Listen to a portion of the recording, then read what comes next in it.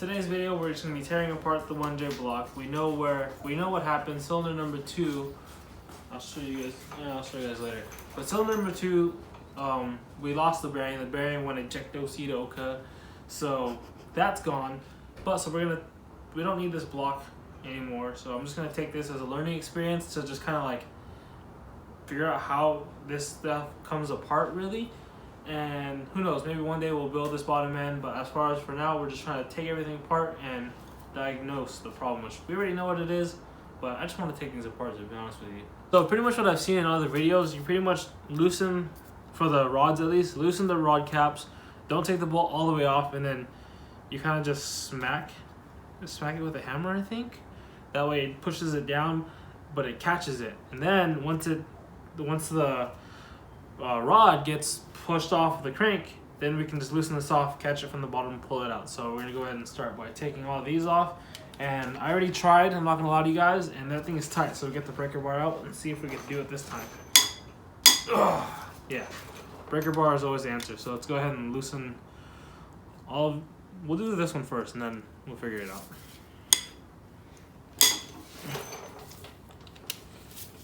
So once it's all loose like that, you have your handy dandy power tools.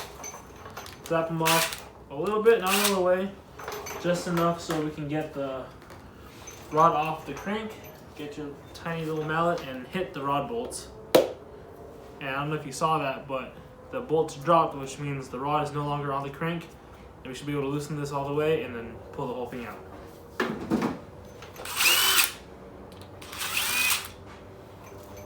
Take the top rod cap or whatever off. You can see the bearing in here. Oh, look at this. So I don't know if you can see inside there.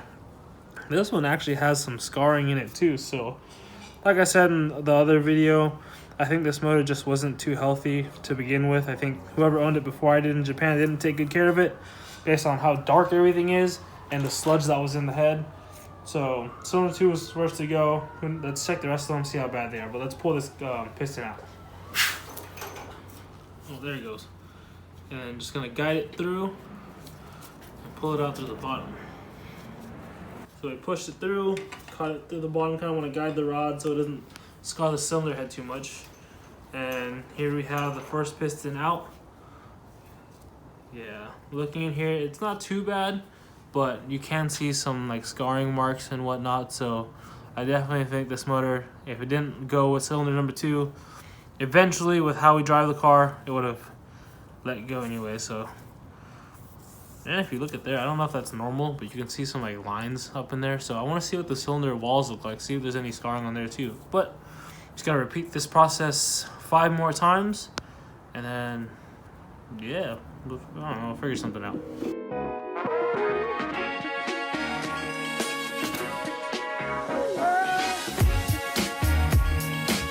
So we went to the next one, cylinder number 2, and I pulled the rod cap off, and where's the bearing? The bearing is completely gone.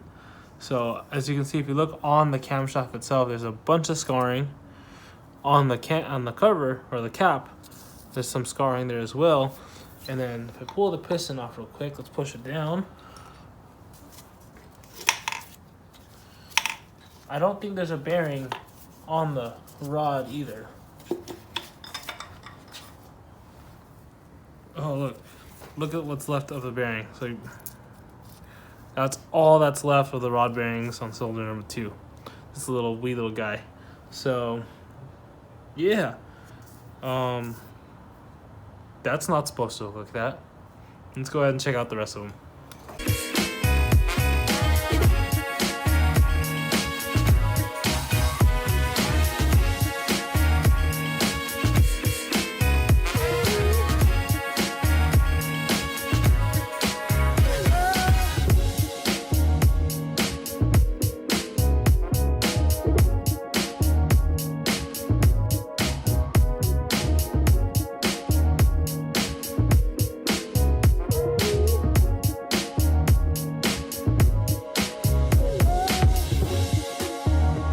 Alright, we got all the pistons out.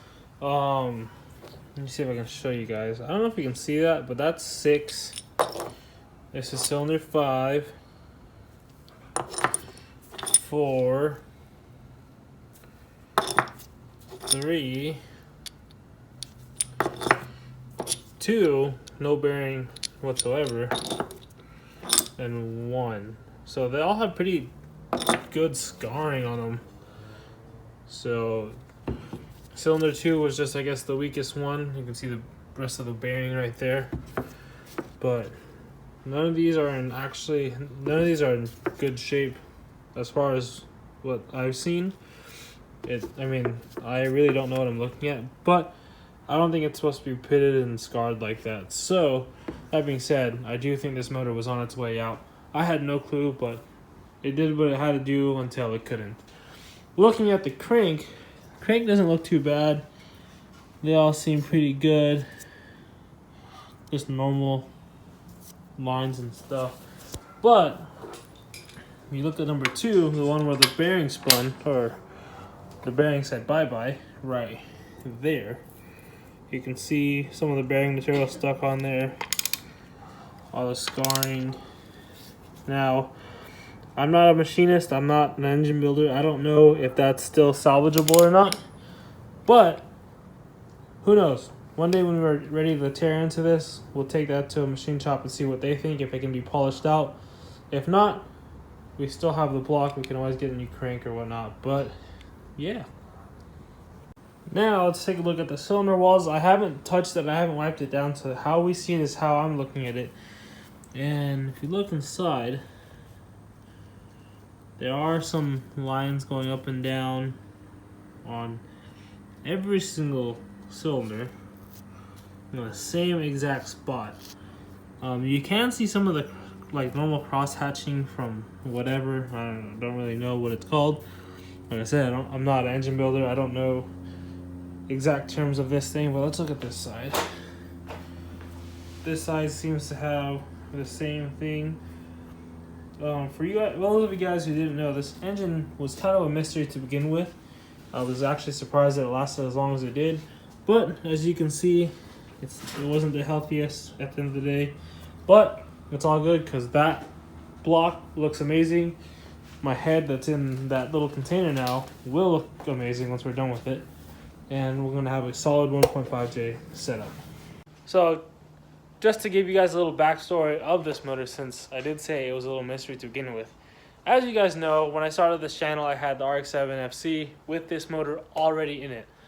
But what you guys didn't see is when I put that motor, or this motor, in that car. When we bought that motor, we got it from some guy up somewhere. He said he got it from an importer in Arizona. Seemed legit. He had paperwork, so figured why not. We couldn't compression test it at the spot because something was wrong with the starter, so we just decided to chance it, take it home. It looked clean on the outside. But little did we know, it wasn't the best. I took it home, figured out the starter issue, compression tested it. It was like, cylinder 1 was like 60, 120, 90, 50, 30, and like 160 or something like that. Like really off, really weird. So I'm like, right then and there I thought the motor was pretty much gone. But I was talking to Jason from Rival Auto Works, and he told me to bring it over to the shop. We're gonna go ahead and get it started like outside of the car, just so hopefully maybe once we turn it over and let it run, it'll seat the rings, because he thought the rings just needed to be seated. Sure enough, we brought it over, Jason did his magic, and he got it running in the bed of my truck. If I can find that video, I'll plug it in right now. But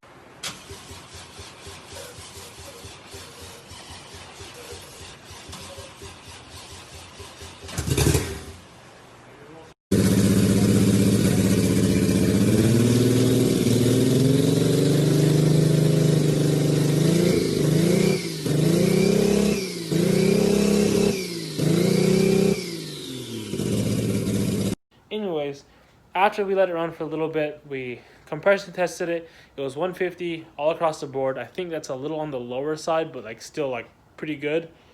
So we decided to run it, and it was great in the RX-7. It was great in this car for Schmidt's event, and it was great for a few laps at ASB until it wasn't. So I'm thinking the whole compression issue was with the rings and with the reason why my cylinder walls look like that, but also the spun bearing that wouldn't have been seen with the compression test. But obviously that was going as well. I'm rambling, so let's just go ahead and cut to whatever we're going to do next.